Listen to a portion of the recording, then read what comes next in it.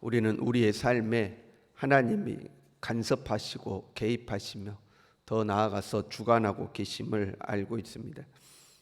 그러나 우리의 일상을 사는 동안 하나님께서 일하고 계시는구나, 그걸 느끼지 못할 때가 훨씬 많이 있습니다. 그냥 세상이라는 것이 하나님은 한편에 비껴서 계시고 세상이 알아서 돌아가는 것처럼 이제 보일 때가 있는 거죠. 그렇잖아요, 여러분. 우리의 평범한 일상을 보면 그냥 각자가 할 일을 하면서 각자 하는 일 하고 그냥 이렇게 세상이 돌아가죠. 하나님의 특별한 개입이 있어가지고 큰 이변이 일어난다거나 기적 같은 사건이 일어난다거나 이런 일들은 굉장히 드물죠. 심는 대로 거두는 그런 원칙에 의해서 씨를 뿌리고 부지런히 가꾸고 때가 되면 거두고 아침에 일어나서 하루를 시작하고 내 직장에 가서 또 열심히 살다가 하루가 끝나면 집에 와서 또 마무리 짓고 그냥 평범한 일상을 각자가 이렇게 살아가고 세상이 그렇게 이렇게 돌아가는 것처럼 보이지, 하나님께서 뭔가 개입하셨구나, 야 하나님이 일하셨구나, 야 이건 하나님이 분명한 역사구나, 뭐 이런 일들이 우리의 일상에서 그렇게 많이 일어나지 않는 것 같죠. 그냥 우리끼리 살아가는 것처럼 느껴질 때가 많이 있습니다. 그러나 내 눈에 보이지 않는다고 해서 하나님이 역사하지 않는 것은 아니죠. 본문 1절에 이렇게 시작해요. 여호와께서 그의 기름 부음을 받은 고레스에게, 기름 부음을 받은 고레스, 이렇게 기록하고 있습니다. 기름 부음을 받았다는 것은 메시아란 말이죠. 메시아라는 말이 기름 부음을 받은 자, 이런 의미잖아요. 하나님께서 기름 부음을 받았다, 기름을 부으셨다는 것은 직분과 사명을 주시는 것을 의미합니다. 직분과 사명을 줄 때 기름을 붓잖아요. 특별히 왕과 제사장과 선지자에게 직분을 주고 사명을 줄 때 이제 기름을 붓죠. 고레스는 이방 왕이거든요. 하나님을 위해서 일한 적이 없습니다. 그런데 고레스에게 하나님이 기름을 부었다, 이렇게 표현하고 있죠. 물론 이제 고레스가 페르시아의 왕이 되어서 이스라엘 백성들을 포로 귀환을 시키지만 그것이 정말 고레스가 하나님께 영감을 받아서 또는 하나님의 명령을 받아서 야 하나님의 백성인 이스라엘을 고향 땅으로 돌려보내야겠다, 이것이 하나님의 명령이다, 그래서 돌려보낸 것이 아니죠. 이 바벨론을 멸망시키고 페르시아 제국을 세운 뒤에 이 페르시아 제국을 움직여가는 하나의 정책으로서 이방 민족들을 다 고향으로 돌려보내거든요. 아수르는 포로를 자기 나라로 이주시키는 정책을 썼다면 이 페르시아는 각 민족을 자기 고향으로 다시 돌려보내는 정책을 쓴 겁니다. 이스라엘만 포로 귀환을 시킨 것이 아니라 이 바벨론의 아수르와 바벨론으로 이어지는 그 제국에서 포로 잡혀왔던 여러 민족들을 다시 다 돌려보내는 겁니다. 하나의 정책으로서 그렇게 한 거지, 하나님의 백성들인데 하나님의 성전을 짓도록 돌려보내야 된다, 이렇게 해서 돌려보낸 것이 아니죠. 그럼에도 불구하고 하나님은 고레스를 하나님이 기름 부었다, 이렇게 이야기하고 있죠. 하나님이 기름 부었다라고 설명을 하는 거예요. 그뿐만이 아니죠. 내가 그의 오른손을 붙들고, 하나님께서 고레스의 오른손을 붙잡았다. 하나님께서 고레스를 능력 있게 하셨다, 이제 그런 의미예요. 거기다가 그 앞에 열국을 항복하게 하며 내가 왕들의 허리를 풀어 그 앞에 문들을 열고 성문들이 닫히지 못하게 하리라. 그러니까 고레스가 가는 곳곳마다 항복하는 모습입니다. 왕들의 허리를 풀어 하는 것은 무장 해제를 하는 모습입니다. 싸우러 갈 때 허리띠를 탁 띄는데 그걸 다 풀어 헤치는 겁니다. 그리고 문을 열어주는 거죠. 항복하는 거죠. 하나님께서 고레스를 능력 있게 하셔서 고레스가 가면 다 항복한다, 이런 의미죠. 내가 너보다 앞서가서, 이렇게 하나님께서 고레스보다 앞서가서 싸우시는 겁니다. 그만큼 고레스를 하나님께서 힘있게 하시는 거예요. 완전히 고레스를 그냥 축복하시는 거죠. 가면은 성문이 열리고 왕들이 그냥 항복을 선언하고 하나님께서 고레스의 손을 붙들어 승리를 선언하시는 그런 모습이죠. 왜 이렇게 고레스가 복을 받는가? 하나님 왜 이렇게 고레스를, 이방 사람인 고레스를 축복하시는가? 4절에 이렇게 돼 있어요. 내가 나의 종 야곱, 내가 택한 자 이스라엘을 위하여, 이렇게 돼 있죠. 하나님께서 고레스를 축복하신 것은 하나님의 백성을 위해서 다 이런 말입니다. 하나님의 백성을 위하여 이방인에게 복을 주신 거죠. 우리가 사는 동안 세상에서 어떤 사람은 높은 자리에 오르기도 하고 어떤 사람은 낮은 자리로 내려가기도 하고 어떤 사람은 성공하기도 하고 어떤 사람은 실패하기도 하고 어떤 사람은 부자가 되기도 하고 어떤 사람은 가난한 사람이 되기도 하지만 이 모든 것은 하나님이 하나님의 백성들을 위해서 하시는 일이다 하는 겁니다. 고레스라는 사람이 왕이 되고 열국을 통치하는 큰 제국을 이루고 그 사람이 이 가는 곳마다 승리하는데 그 사람이 그런 복을 받는 것은 하나님의 백성들을 위해서다 하는 거죠. 하나님의 백성들을 위해서 하는 거다 하는 거죠. 오늘도 우리는 평범하게 하루를 살아갈 수가 있어요. 별 다를 바 없이 오늘 하루를 살아가는 것 같고 내 눈에는 하나님이 안 보이는 것 같아도 하나님은 일하고 계시더라 하는 겁니다.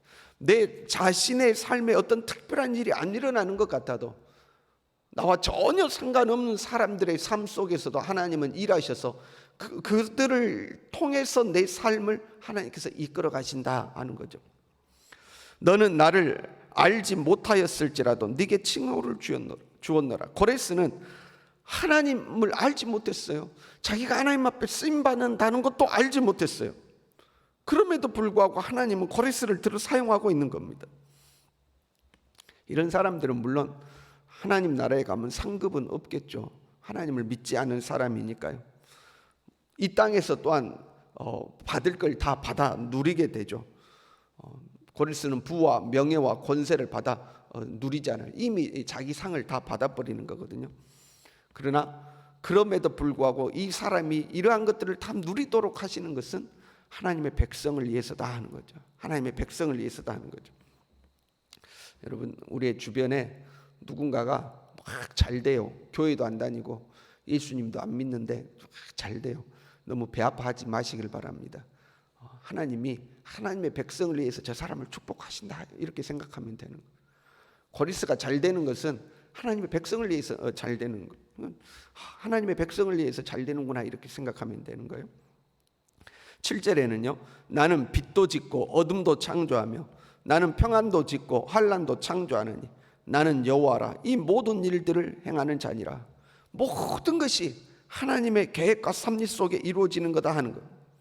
우리가 그 하나님의 섭리를 보지 못하기 때문에 우리는 평범한 일상을 산다고 생각하는데 좋은 일도 안 좋은 일도 남이 잘 되는 것도 못 되는 것도 다 하나님의 섭리 속에 이루어지고 있는 거다. 빛도 어둠도 평안도 환난도 하나님이 다 하시는 일이다 하는 거예요. 단지 우리가 그를 깨닫지 못할 뿐입니다. 단지 내 눈에 저 일이 어떻게 우리의 삶에 역사하는지 안 보이는 것뿐이지 하나님께서 이루어 가시는 일이다 하는 거죠. 3절에 이렇게 해요. 나 여호와 이스라엘의 하나님인 줄을 네가 알게 하리라. 왜 하나님이 이런 일들을 하느냐? 왜 하나님이 이 고레스라는 이방인을 축복하시느냐? 왜 하나님이 빛도 짓고 어둠도 만드시느냐? 왜 하나님의 평안도 짓고 환난도 만드시느냐? 하나님인 줄을 알게 하기 위해서다 이렇게 되어 있어요. 하나님인 줄 알게 하기 위해서. 6절에서도요. 해 뜨는 곳에서든지 해 지는 곳에서든지 나 밖에 다른 이가 없는 줄을 알게 하리라. 하나님의 외에 다른 신이 없는 것을 알게 하기 위해서 하나님은 이 사람을 들어 쓰기도 하고 저 사람을 들어 쓰기도 하고 빛도 만들기도 하고 어둠도 만들기도 하고 하나님이 주관하여서 일하신다 하는 거죠. 그런데 이 아이러니하게도요. 하나님이 하나님됨을 알게 하기 위해서 하나님은 역사를 주관하시고 개입하셔서 일하시는데 오히려 사람들은 그 하나님을 알지 못한다는 거죠. 이게 아이러니한 겁니다. 하나님을 알게 하기 위해서 하나님은 일하시는데 사람들은 하나님을 알지 못하고 오히려 하나님이 없다고 이야기하죠. 보세요. 이제 고레스가 이스라엘의 포로 기한을 허락합니다. 하나님께서 고레스를 축복하셔서 왕으로 세우시고 제국을 만드시고 열국을 통일하게 하신 것은 하나님의 백성들을 위해서죠. 그래서 이스라엘을 포로 기한을 시켜서 이제 이스라엘이 포로 기한합니다. 그러면 이제 우리는 또는 이스라엘 백성들 또는 오늘 사는 우리는 이런 일들이 있으면 이렇게 고백하죠. 이야, 하나님이 하셨다. 하나님이 하셨다. 하나님이 고레스를 축복하사 우리를 고향 땅으로 돌아가게 하셨다. 하나님의 땅으로 돌아가게 하셨다. 우리는 이렇게 고백하지 않겠어요? 그런데 안 믿는 사람들은 뭐라고 고백해요? 하나님은 무슨 하나님이냐? 무슨 하나님이 너희들을 그렇게 하셨냐? 고레스가 정책상 그렇게 한 거지 하나님이 그렇게 한 게 아니란 말이야. 봐라, 너희들만 포로 귀환하는 거 아니다. 옆 동네도 옆 나라도 저 사람도 포로 귀환하고 저 민족도 포로 귀환하지 너희들만 포로 귀환하는 거냐? 하나님이 하긴 무슨 하나님이 한 거냐? 고레스가 정책적으로 그렇게 한 거지. 안 믿는 사람들은 그렇게 고백하죠. 왜? 하나님이 안 보이니까. 우리는 하나님이 하셨다고 고백하지만 안 믿는 사람들은 하나님은 무슨 하나님 이렇게 이야기하는 거죠. 우리도 믿음의 눈이 없으면 하나님이 일하시는 것이 안 보이는 거예요. 왜 저 사람은 축복 가지고 나는 축복 안 하시지? 왜 예수님도 안 믿는 사람 저 사람 잘 되게 하시고 나는 이렇게 고생하게 하시지? 믿음의 눈이 없으면 그런 어떤 원망과 불평이 나오지. 야, 하나님께서 모든 것이 합력하여 선을 이루신다. 저 사람이 잘 된 것도 하나님이 나를 위해서 하시는 거고 저 사람이 못 되는 것도 하나님이 나를 위해서 하는 거고 하나님은 내 삶을 간섭하시고 개입하시고 주관하고 계신다. 하나님이 역사하고 계신다. 이 믿음이 안 생기는 거예요. 믿음의 눈을 열어야지만 하나님이 일하고 계심을 보이는 겁니다. 나하고 전혀 무관한 저 이방 왕을 축복하시는 것이 하나님이 나를 위해서 하시는 것이라는 것이 믿음의 눈을 열어야지만 보이는 거죠. 나의 현실에 특별한 것들이 보이지 않을지라도 나만 못되고 다른 사람이 잘 되는 것처럼 보여서 속상한 일이 있을지라도 여러분, 하나님이 나를 위하여 일하고 계심을 믿으시길 바랍니다. 하나님이 나를 위해서 일하시는 거예요. 오늘 하루도요, 무슨 일을 만날지 모르죠. 무슨 일을 경험할지 모르죠. 어떤 일들이 우리에게 있을지 우리는 모릅니다. 어제와 똑같이 평범한 일상을 살아갈 수도 있습니다. 그러나 하나님이 일하고 계심을 믿음의 눈으로 보시길 바랍니다.